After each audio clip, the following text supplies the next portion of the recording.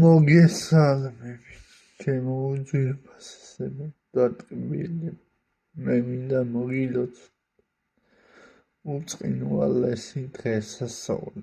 დღეს არის მუცლადღება ყოვლადწმინდა ღვთისმშობლისა მართალიანას მიერ. ასევე არის მოულოდნელი სიხარულის ხატის ხსენების დღე. მე მინდა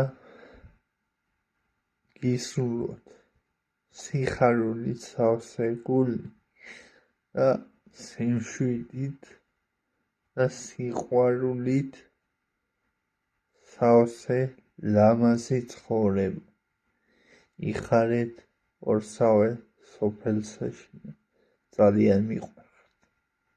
მადლობა ყურადღებისთვის.